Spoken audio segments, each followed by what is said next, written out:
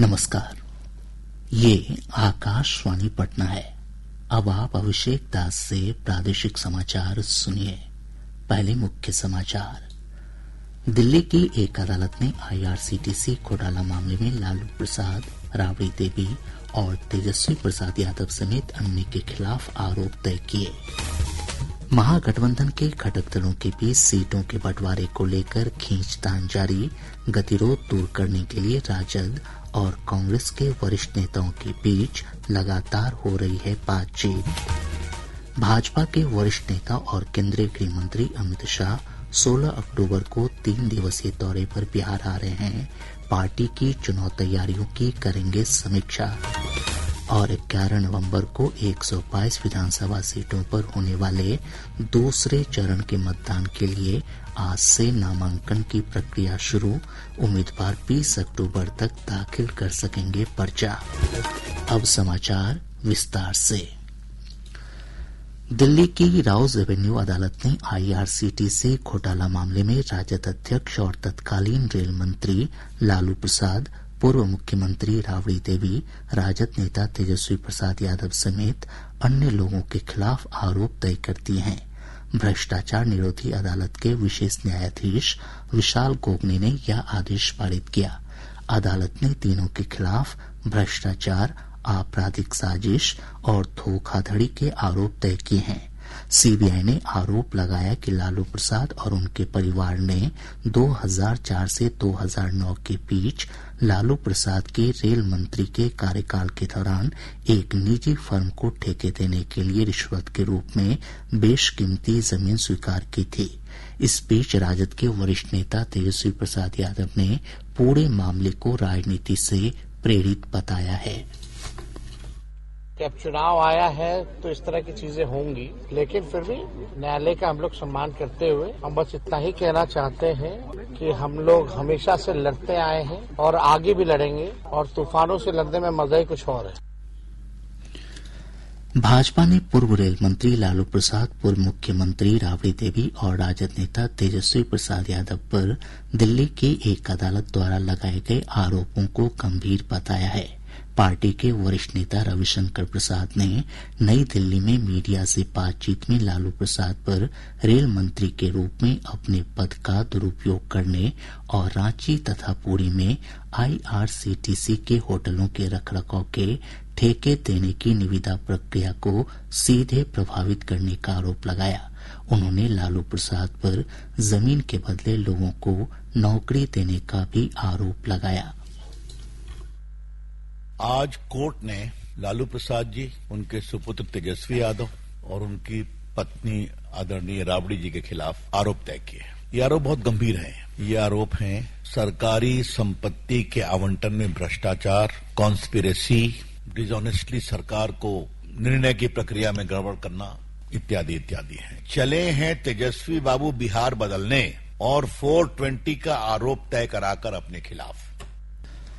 महागठबंधन के घटक दलों के बीच सीट बंटवारे को लेकर खींचतान जारी है। गतिरोध दूर करने के लिए राजद और कांग्रेस के वरिष्ठ नेताओं के बीच लगातार बातचीत हो रही है। आज दिल्ली में कांग्रेस की सेंट्रल इलेक्शन कमेटी की भी बैठक हुई। इस बैठक में पार्टी अध्यक्ष मल्लिकार्जुन खड़गे, पार्टी के वरिष्ठ नेता राहुल गांधी और पार्टी के प्रदेश अध्यक्ष राजेश राम शामिल हुए। कांग्रेस के बिहार प्रभारी कृष्णा लावरू ने कहा कि सीट बंटवारे को अंतिम रूप देने के बाद सूची जारी कर दी जाएगी। उन्होंने कहा कि महागठबंधन की कोशिश बिहार के लिए एक अच्छी सरकार बनाने की है। लिस्ट सीट शेयरिंग के फाइनलाइजेशन के बाद, गठबंधन के बाद लिस्ट भी आई। हमारा प्रयास ये है कि बिहार की जनता को एक अच्छी सरकार बना के दें, तो गठबंधन का भी नुकसान नहीं होना चाहिए और बिहार का फायदा होना चाहिए, हमारा प्रयास। इस बीच महागठबंधन के घटक दलों भाकपा माले और सीपीएम ने अपने उम्मीदवारों को सिंबल देना शुरू कर दिया है। भाकपा माले ने घोसी से रामबली सिंह को और सीपीएम ने मांझी सीट से सत्येंद्र यादव को अपना उम्मीदवार बनाया है।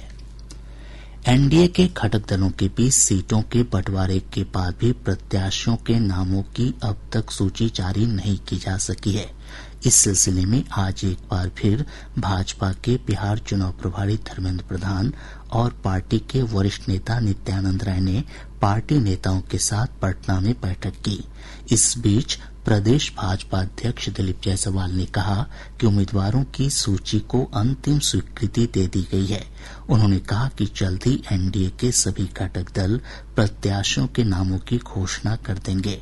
पत्रकारों के एक सवाल के जवाब में श्री जायसवाल ने कहा कि हिंदुस्तानी आवाम मोर्चा के संरक्षक जीतन राम मांझी और राष्ट्रीय लोक मोर्चा के अध्यक्ष उपेंद्र कुशवाहा एनडीए के अभिभावक हैं और किसी प्रकार की कोई नाराजगी नहीं है। उपेंद्र कुशवाहा जी, मांझी जी एनडीए गठबंधन के नेता हैं और मैंने कहा कि एनडीए गठबंधन पांडव के तरह चट्टानी एकता के साथ है और वो दोनों नेता हमारे अभिभावक हैं और बहुत ही अच्छे सौहार्दपूर्ण वातावरण में ऑल इज वेल और एनडीए जो है सबसे पहले अपना सीट शेयरिंग भी घोषित किया है और आपने देखा कि आगे भी एनडीए चट्टानी एकता के साथ आगे बढ़ेगी। हिंदुस्तानी आवाम मोर्चा के संरक्षक और केंद्रीय मंत्री जीतन राम मांझी ने कहा कि उनकी पार्टी एनडीए को मजबूत करने के लिए काम करेगी। पटना हवाई अड्डे पर संवाददाताओं से बातचीत में श्री मांझी ने कहा कि सीट बंटवारे को लेकर किसी प्रकार की नाराजगी नहीं है। हमारी मांग 15 थी और उसके बाद वो लोग 6 दिए हैं। मन में दुख तो जरूर है, लेकिन हम एनडीए के जो निर्णय हुआ है उसके खिलाफत नहीं है, संतुष्ट हैं और जो मिला है उसी को लेकर के हम आगे बढ़ेंगे, काम करेंगे और इसके लिए हम नरेंद्र मोदी जी को धन्यवाद देते हैं। जदयू के वरिष्ठ नेता विजय कुमार चौधरी ने कहा कि कौन सी पार्टी किस सीट पर चुनाव लड़ेगी इसकी घोषणा जल्द कर दी जाएगी।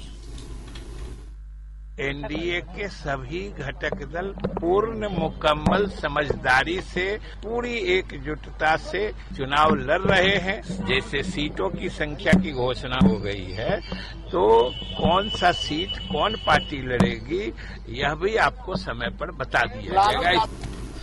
इस बीच जदयू ने अपने उम्मीदवारों को सिंबल देना शुरू कर दिया है।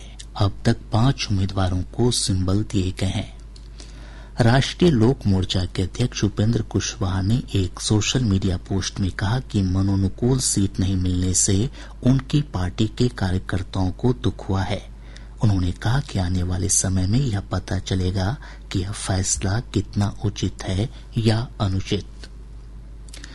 ओम प्रकाश राजभर के नेतृत्व वाली सुहेलदेव भारतीय समाज पार्टी ने एनडीए से अलग होकर बिहार विधानसभा चुनाव लड़ने का फैसला किया है। श्री राजभर ने बताया कि उनकी पार्टी ने पहले चरण के चुनाव के लिए 52 प्रत्याशियों के नाम तय कर लिए हैं। उन्होंने कहा कि यदि एनडीए अभी भी उनकी पार्टी को 4 से 5 सीट देती है तो वह अपने फैसले को वापस ले लेंगे। अभी बात हमारी अकेले लड़ने की हो रही है। अभी हमारी एक भागीदारी पार्टी है, माननीय प्रेमचंद प्रजापति जी हैं, वो भी साथ में हमारे हैं और बात कर रहे हैं लोगों से। एक मोर्चा बना करके वहां चुनाव हम लोग लड़ेंगे। पहले फेज में पार्टी अभी तक 52 सीटों पर उम्मीदवार तय कर चुकी है।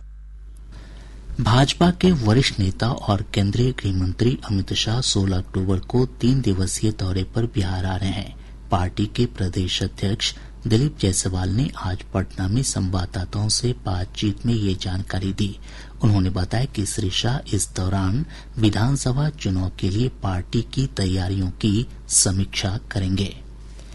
मोहनिया से राजद विधायक संगीता कुमारी और विक्रम से कांग्रेस विधायक सिद्धार्थ सिंह आज भाजपा में शामिल हो गए। पटना में आयोजित मिलन समारोह में पार्टी के प्रदेश अध्यक्ष दिलीप जायसवाल ने दोनों नेताओं को पार्टी की प्राथमिक सदस्यता दिलाई। इस मौके पर कई अन्य नेताओं ने भी भाजपा की सदस्यता ग्रहण की। जदयू के वरिष्ठ नेता और पूर्व मंत्री जय कुमार सिंह ने पार्टी की प्राथमिक सदस्यता से इस्तीफा दे दिया है। पटना के कुम्हरार विधानसभा क्षेत्र से भाजपा विधायक अरुण कुमार सिन्हा ने कहा है कि वे इस बार विधानसभा चुनाव नहीं लड़ेंगे। सोशल मीडिया पोस्ट में श्री सिन्हा ने कहा कि वे संगठन के लिए काम करते रहेंगे। तेज प्रताप यादव के नेतृत्व वाले जनशक्ति जनता दल ने 21 उम्मीदवारों की पहली सूची जारी कर दी है। इस सूची के अनुसार तेज प्रताप यादव महुआ विधानसभा क्षेत्र से चुनाव लड़ेंगे। प्रशांत किशोर के नेतृत्व वाली जनसुराज पार्टी ने विधानसभा चुनाव के लिए आज 65 प्रत्याशियों की दूसरी सूची जारी की। पार्टी ने अब तक 116 उम्मीदवारों की सूची जारी की है। पार्टी ने राघोपुर से इस बार भी प्रत्याशी के नाम की घोषणा नहीं की है। प्रादेशिक समाचार आप आकाशवाणी पटना से सुन रहे हैं। ताज़ा समाचारों के लिए आप हमारे एक्स हैंडल AIRnews_पटना पर जा सकते हैं। बिहार विधानसभा चुनाव के दूसरे चरण की अधिसूचना आज जारी हो गई है। इसके साथ ही नामांकन की प्रक्रिया भी शुरू हो गई है। एक रिपोर्ट। विधानसभा चुनाव के दूसरे चरण की अधिसूचना जारी होने के साथ ही 20 जिलों की 122 विधानसभा सीटों के लिए भी नामांकन प्रक्रिया शुरू हो गई है। उम्मीदवार 20 अक्टूबर तक नामांकन पत्र भर सकते हैं। 21 अक्टूबर को नामांकन पत्रों की जांच की जाएगी। वहीं नाम वापसी की अंतिम तिथि 23 अक्टूबर निर्धारित है। दूसरे चरण के लिए मतदान 11 नवंबर को होगा। इधर पहले चरण के लिए भी 121 विधानसभा सीटों पर नामांकन जारी है। पहले चरण के लिए नामांकन की अंतिम तिथि 17 अक्टूबर निर्धारित है। समाचार कक्ष से इकबाल अहमद। इधर मुख्य निर्वाचन पदाधिकारी विनोद सिंह कुंजियाल ने बताया कि हर महीने के दूसरे और चौथे शनिवार और रविवार को नामांकन नहीं होगा। निर्वाचन आयोग ने बिहार विधानसभा चुनाव के पहले चरण के लिए ईवीएम और वीवीपैट के प्रथम रैंडमाइजेशन की प्रक्रिया पूरी कर ली है। आयोग की विज्ञप्ति में कहा गया है कि इस दौरान राष्ट्रीय और राज्य स्तरीय मान्यता प्राप्त राजनीतिक दलों के प्रतिनिधि मौजूद रहे। रैंडमाइजेशन की प्रक्रिया पूरी होने के बाद प्रथम चरण के सभी 121 विधानसभा क्षेत्रों में 54,311 बैलेट यूनिट, 54,311 कंट्रोल यूनिट और 58,123 वीवीपैट आवंटित कर दिए गए हैं। शेखपुरा की मुख्य न्यायिक दंडाधिकारी विभा रानी ने कांग्रेस नेता राहुल गांधी, राजद नेता तेजस्वी प्रसाद यादव और वीआईपी प्रमुख मुकेश सहनी के खिलाफ समन जारी किया है। प्रधानमंत्री नरेंद्र मोदी की मां के खिलाफ एक जनसभा में आपत्तिजनक नारा लगाए जाने के मामले में दायर परिवाद के मामले में अभियुक्तों को अपना पक्ष रखने को लेकर यह समन जारी किया गया है। और अब अंत में मुख्य समाचार एक बार फिर। दिल्ली की एक अदालत ने IRCTC घोटाला मामले में लालू प्रसाद, राबड़ी देवी और तेजस्वी प्रसाद यादव समेत अन्य के खिलाफ आरोप तय किए। महागठबंधन के घटक दलों के बीच सीटों के बंटवारे को लेकर खींचतान जारी। गतिरोध दूर करने के लिए राजद और कांग्रेस के वरिष्ठ नेताओं के बीच लगातार हो रही है बातचीत। भाजपा के वरिष्ठ नेता और केंद्रीय गृह मंत्री अमित शाह 16 अक्टूबर को 3 दिवसीय दौरे पर बिहार आ रहे हैं। पार्टी की चुनाव तैयारियों की करेंगे समीक्षा। और 11 नवंबर को 122 विधानसभा सीटों पर होने वाले दूसरे चरण के मतदान के लिए आज से नामांकन की प्रक्रिया शुरू। उम्मीदवार 20 अक्टूबर तक दाखिल कर सकेंगे पर्चा। इसके साथ ही आकाशवाणी पटना से प्रसारित प्रादेशिक समाचार का ये अंक समाप्त हुआ। आकाशवाणी पटना से अगला समाचार बुलेटिन प्रातः 8:48 से प्रसारित किया जाएगा।